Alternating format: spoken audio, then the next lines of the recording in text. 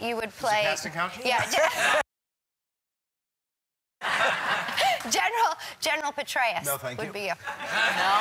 Really? I don't want to get in the middle of that mess. I think it would be a great role for you if you could. A lot of drama, intrigue. Fabulous.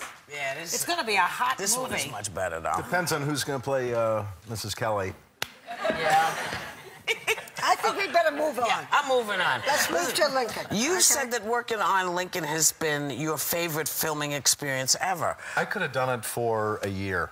Really. Tell why. It just was so. I mean, for me, I just had such fun. I really had such fun.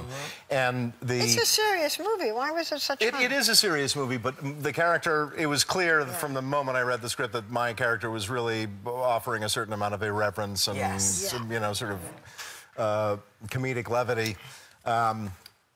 And it was that way when I saw the film, but it was that way when we were shooting it too. You know, the shoot was very, very short, and there was this real sense of urgency throughout the entire shoot, which really paralleled the time. The film depicts a period of time which was just a few weeks in January 1865, and we shot the film in a very, very short period of time. And so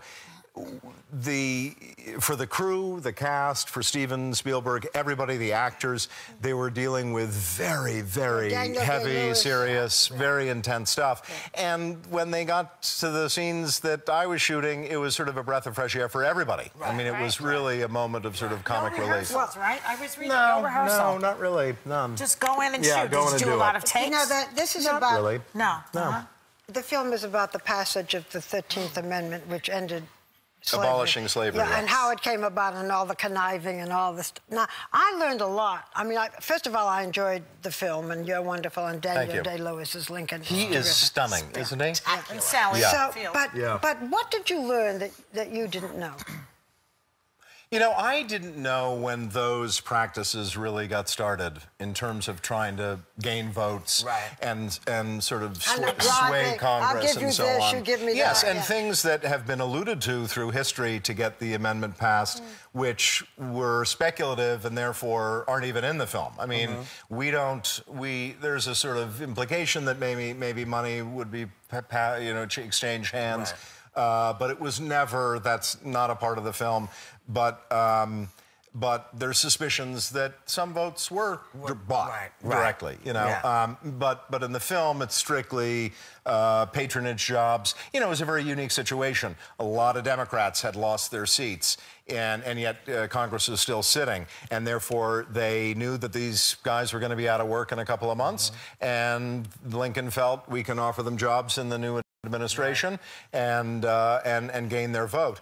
But I hadn't realized that lobbying in Congress really started right from the very first Congress. And you play a lobbyist, in the 18th century. You play a lobbyist in the film, no, it wasn't institutionalized really until after this. Really quite late in the 19th century, lobbying became an institution where that's what people did as a profession. And so that's really how it leads to sort of the fun part of the sort of humorous aspect of the film, is that we're amateurs, you know, and bumbling and trying to figure it out as we go along. And the other really surprising thing for me is how, and Daniel has spoken of the same thing, is how funny Lincoln was. I mean, an incredibly funny man, loved to tell stories. People get in the film, they get mad at him. It's like, oh, what, another in the middle of a terrible crisis, hey, in the middle of a terrible crisis, to sort of lighten his load, he would tell a great story. If you read about, I'm sorry, if you read about him, you don't realize, because you never think, oh, this is funny, and you're reading it, and it's you're chuckling, and you're thinking, well, this is Lincoln, can't be funny. You know about being funny. Well, he's been, you know, his history has been lost in the great speeches, incredible speaker, and also what he accomplished in this country at that time. And that is what has then come to the fore. And then, of course, the selling of mattresses and cars around President's Day. But wait.